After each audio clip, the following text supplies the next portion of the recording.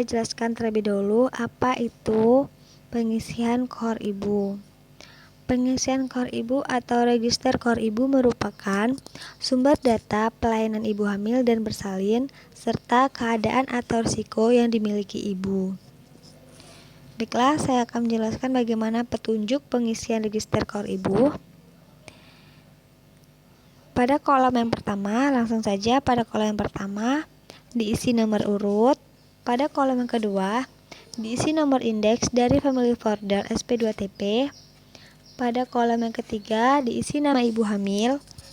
Pada kolom yang keempat, diisi nama suami ibu hamil. Pada kolom kelima, diisi alamat ibu hamil.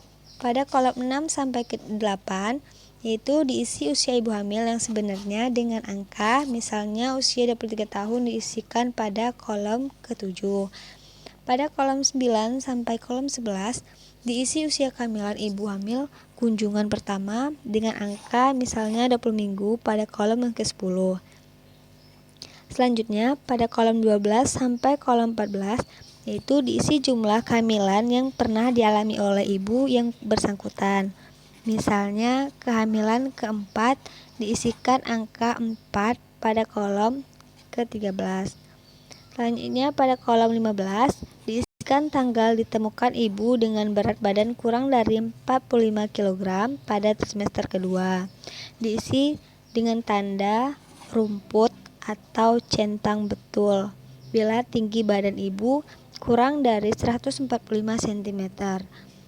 Pada kolom 17 diisi tanggal ditemukan ibu hamil dengan HB kurang dari 8 gram persen. Pada kolom 18 diisi tanggal ditemukan ibu hamil dengan tekanan darah 160/95 mmHg. Pada kolom 19 diisi tanggal ditemukan ibu hamil dengan risiko tinggi seperti NK yaitu non kesehatan dan K itu sama dengan kesehatan. Pada kolom 21 diisi tanda centang bila jarak kehamilan kurang dari 22 tahun atau lebih dari 2 tahun. Pada kolom 23 diisi tanggal ibu hamil mendapat imunisasi TT1, TT2, dan TT ulang. Pada kolom 26 sampai 49 itu adalah kunjungan ibu hamil, diisi tanggal pada bulan yang sesuai dengan kunjungan ibu hamil dengan kode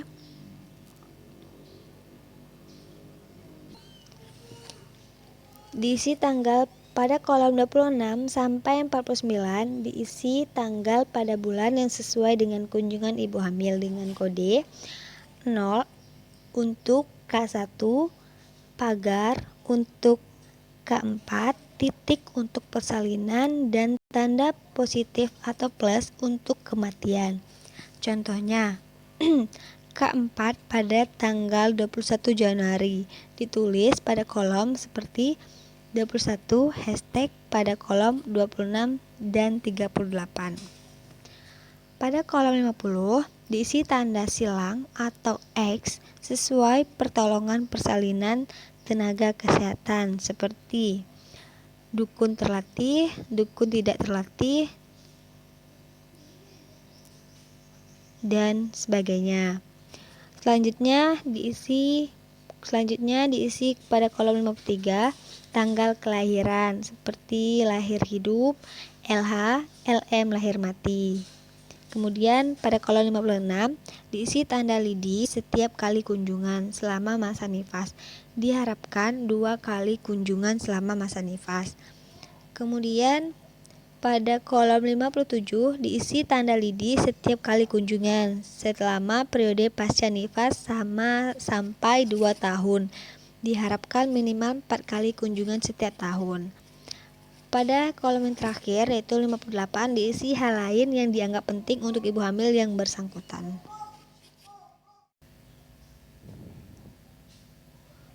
Baiklah, selanjutnya saya akan menjelaskan bagaimana cara pengisian register KOR bayi. Pada kolom yang pertama diisi dengan nomor urut. Pada kolom yang kedua diisi nomor induk kependudukan yang diperoleh dari Dukcapil sesuai dengan akta kelahiran. Pada kolom yang ketiga diisi nama bayi dengan lengkap. Pada kolom yang keempat, diisi tanggal, bulan, dan tahun lahir bayi dengan jelas. Pada kolom yang kelima, diisi sesuai jenis kelamin bayi, tulis L untuk laki-laki dan P untuk perempuan. Pada kolom yang keenam, diisi nama lengkap ibu dan ayah sesuai KTP. Pada kolom yang ketujuh, diisi alamat domisili anak dan nomor telepon HP bila ada. Pada kolom yang ke-8, diberi tanda rumput bila punya buku KIA atau tanda silang bila tidak punya buku KIA. Pada kolom yang ke-9, diisi berat badan lahir dalam satuan gram. Jika kurang dari 2.500 gram ditulis PBLR dan diisi panjang lahir dengan satuan cm. Selanjutnya pada kolom yang ke-10, diisi kode tempat pelayanan, diisi saat lahir, klasifikasi atau diagnosis jika lahir dengan komplikasi seperti asfiksia, trauma lahir, infeksi, kelainan kongenital, hipotermi, dan lain-lain. Selanjutnya diisi kode pelayanan yang didapat seperti IMD, Fitka 1, salep mata, pengobatan profilaksis, cotrimoxazole. Selanjutnya diisi dengan tanda plus atau positif jika bayi meninggal. Selanjutnya pada kolom 11-13,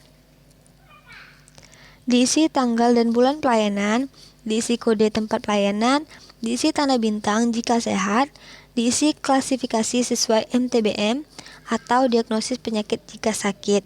Selanjutnya diisi kode pelayanan, selanjutnya diisi tanda positif atau plus jika bayi meninggal. Pada kolom 14 sampai 37 yaitu ada pelayanan kesehatan bayi, diisi dengan diberi garis tebal sebagai pembatas untuk umur 3 bulan, 6 bulan, 9 bulan, dan 12 bulan. Diisi tanggal pelayanan, diisi kode tempat pelayanan, diisi kode pelayanan, diisi berat badan bayi dalam kilogram, diisi panjang badan bayi dalam sentimeter, diisi kode kondisi bayi, dan yang terakhir diisi tanda positif atau plus jika bayi meninggal. Kemudian lanjutnya pada kolom 38 ini diisi dengan resume pelayanan kesehatan bayi sesuai standar pelayanan minimal. Yang pertama yaitu ada penimbangan. Penimbangan ini diisi dengan tanda L atau lengkap jika bayi telah mendapatkan pelayanan penimbangan berat badan sedikitnya 8 kali per tahun. Selanjutnya ada pengukuran panjang badan, diisi lengkap jika bayi telah mendapatkan pelayanan pengukuran panjang badan sedikitnya 2 kali per tahun. Selanjutnya ada perkembangan, diisi dengan lengkap jika bayi mendapatkan pelayanan pemantauan perkembangan sedikitnya 2 kali per tahun.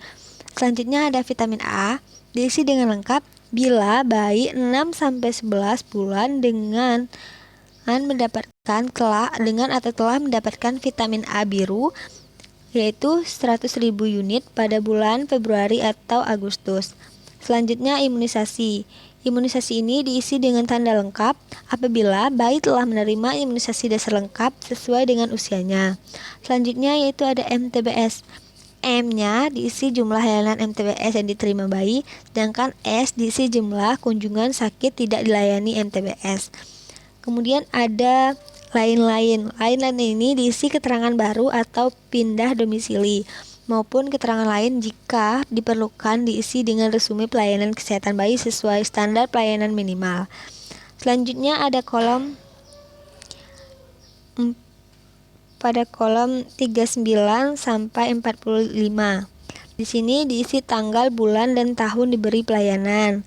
Pada kolom 46, jika sudah mendapatkan imunisasi dasar lengkap atau IDL, diberi tanda rumput. Kemudian pada kolom ke-47 diisi kematian neonatal jika kematian terjadi pada usia 0 sampai 28 hari atau diisi kematian postnatal jika kematian terjadi pada usia 29 hari sampai 1 tahun. Diisi tanggal, bulan, dan tahun kematian juga. Kemudian diisi sesuai tempat kematian, misalnya rumah sakit, puskesmas, klinik, bidan praktek mandiri, rumah, dan lain-lain. Kemudian yang terakhir diisi penyebab kematian seperti BBLR, asfiksia prematur, tetanus neonatum, diare, DBD, campak, tenggelam, cedera, dan lain sebagainya.